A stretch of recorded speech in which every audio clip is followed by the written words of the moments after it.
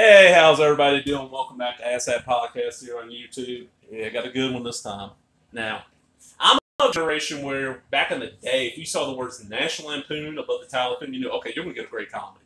You had National Lampoon's Vacation, National Lampoon's Animal House, all this stuff, Class Reunion, And then National Lampoon, and I didn't know it was a magazine. I just thought, oh, this company makes comedies. I didn't know about the magazine until I was a lot older, and oh God, that magazine was great.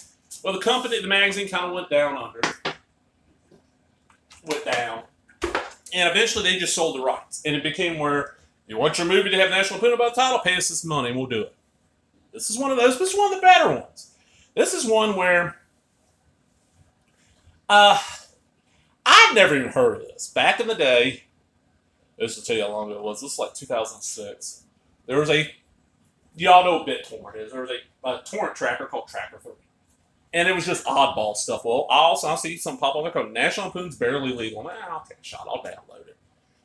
This was great. What it is, you got these three guys here. They're all in high school, and they're in the AV club. How to make their extra money is one of them has access to porn. You can get porn tapes and make copies, and they sell them. That's how they make their extra money. I did this in school. I'll be straight up. I did this in school back when I was in high school, and this was, early 90s. I realized, I was working a part-time job, but I wasn't making that much. And I have expensive hobbies. Comic books aren't cheap, stuff like that. And y'all know me, I'm a DVD, Laserdisc, VHS nerd. So that stuff ain't cheap. So I was like, all right, I got to make extra money. I ain't making enough. Because the comic shop, what I was making there, basically every day I was going back in the comic shop buying my comics. Like, all right, what are the three things that everybody around me, every male around me wants that has no access to? It's hard to get access. It's like, okay, beer. I don't really have good access to beer. I can get a hold of consistently. Okay. Drugs. Well, yeah, I could probably find that, but you could call your pod at the school. That's your ass. You go to alternative school, they won't take that from you, press charge, and send your ass to alternative school for half a school year. What's the third thing? Porn. Now, this is VHS. Mags and VHS. Well, you know what? At the time, not too far from where I live now, had a friend of the family who had a C-band satellite dish with scram where we'd come up every year around Thanksgiving and New Year's for my dad to hunt, and then once more a year. So what I'd do is after everybody went to bed at night, I would turn the satellite to one of the porn channels to a tape and start recording porn. And, back then pornos were like an 8-hour tape, put 8 pornos on one tape. You record from, 11 o'clock at night to 7 in the morning, get 8 movies. Well, we had 2 VCRs in our house already. We had VHS in the living room, VHS in my room. So I'm going to make a copy of a tape. And what I did was $20. You got, it's $20 if you didn't provide me with the blank tape. It was $17 if you did. Because back then blanks were about $3. I put one movie on there for you. If you wanted more than one movie, it was another $10. If you wanted 2 movies, it'd be $30 total. If you wanted 4 movies, that's $40.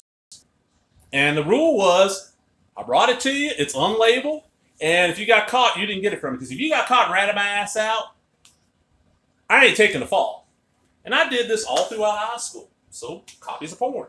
Made good money. I mean, there was days where I took to school 2 backpacks, one full of my school books and one full of tapes. And I almost got busted. I'll tell this story real quick. Senior year, some jackass at my high school, and I went to high school where there's a lot of racial tension, was passing out Junior Klansman membership cards. Now, as I've said before on here, I look white. I'm not fully white. I'm white, Hispanic, and Asian.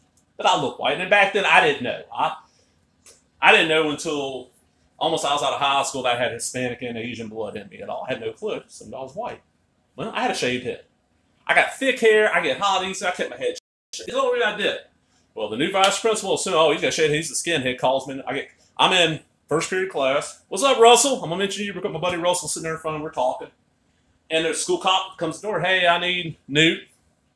Bring your book bag. We got to go by your locker. Is your car on premises? So I'm walking with the mic. I'm like, look, man, there's nothing in my locker. I never use it. I'll go show you. And I wasn't even locker. I was like, yeah, there's nothing in it. He goes, all right. He goes, get your book bag. He goes, where's your car? I was like, my car's not parked on premises. He goes, okay, so we don't have a right to search it. I was like, exactly.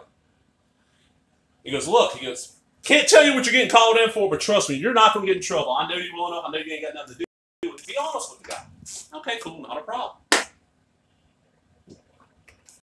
So I get called to the office, and there's a pile of people sitting around there. And I'm like, oh shit, I figured out what it was. Well, somebody, how remember who it was, and I'd wanted some porno, and I'd put it. I had no blanks at my house, like no brand new blanks. I had an old tape I had laying around. I'd been recording like Married with Children on it. So the label said Married with Children reruns. So I recorded on that. I told them, look, it's an old blanks. It might be a little staticky. You know, I'll cut you a couple bucks. Well, they didn't find me that more, so it's in my book bag.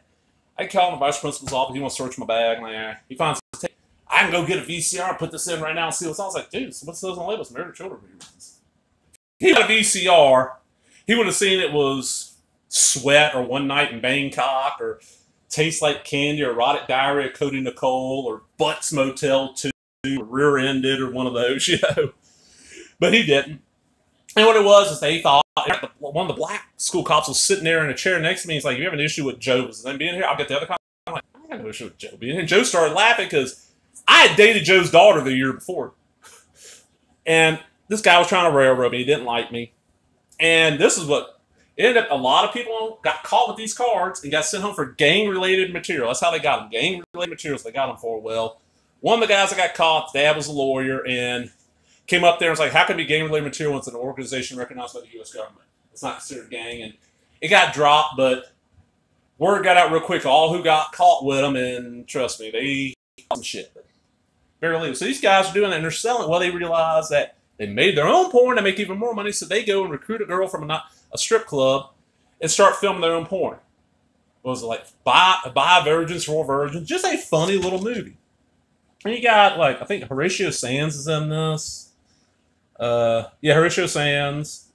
Tom Arnold. It's just a funny little comedy. Yeah, very R-rated. Let's see what we got on there. There's the cover. And outside the States, it's called something else. It's not called Barely Legal. It's called something else.